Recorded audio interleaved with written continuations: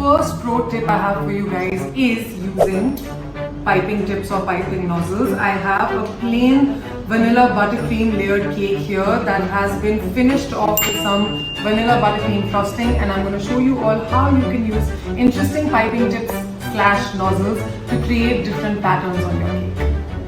Now for this I'm using a disposable piping bag into which I'm adding a star nozzle. Alright, you can use any kind of star nozzle, big, small, whatever size that suits you. I love using star nozzles, so I'm going with this one. We're just going to plonk the piping tip inside, twist the piping bag and push it inside. Okay, this way you've secured your piping bag so that any buttercream or any other filling that you put inside it, it won't fall out. Alright. I'm just quickly going to make a cart.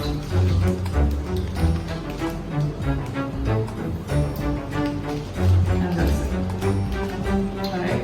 Now my piping bag is ready for me to add the frosting.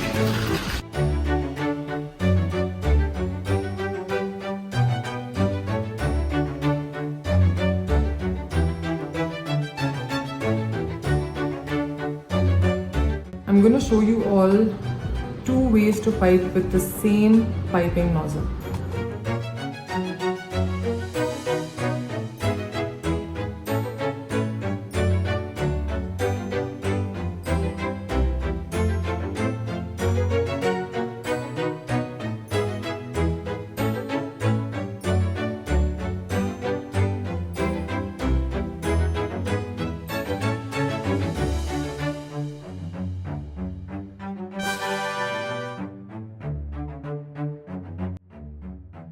Tip number 2, fresh flowers. Now we have fresh flowers either growing in our garden or at the florist, and I cannot tell you how beautiful they look, especially if you're trying to make a little engagement cake or a wedding cake. Now you need a pair of scissors, and I'm going to start by cutting the stems of the flower. Just make sure that you have enough stem for it to go inside of the cake.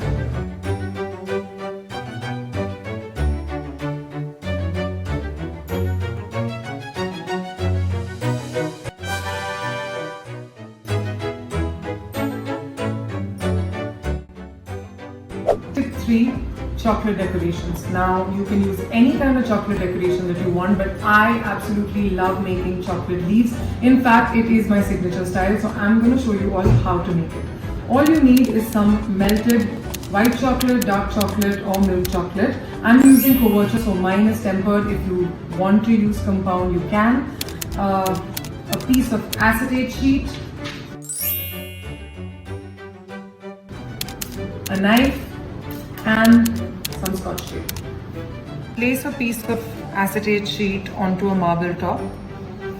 Secure it with some tape on both the sides.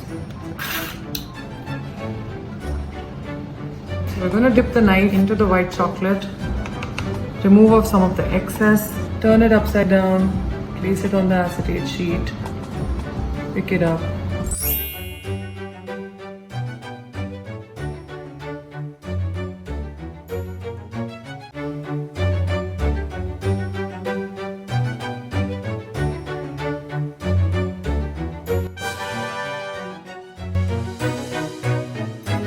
Number 4 is to use the trimmings of the leftover sponge cake when you are trying to layer the cake. Alright, now we all have leftover sponges left. Instead of wasting them, all you need to do is crumble the leftover trimmings into a bowl.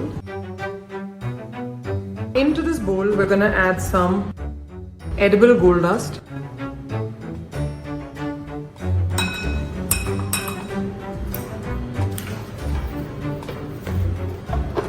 shake it.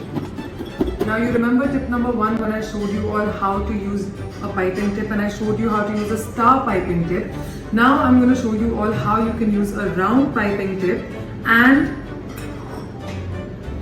this edible gold dusted leftover sponge. Now I'm using a round tip number 13 to make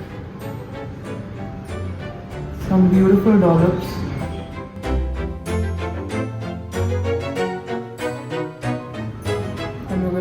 adding leftover sponges that are beautifully dusted in gold.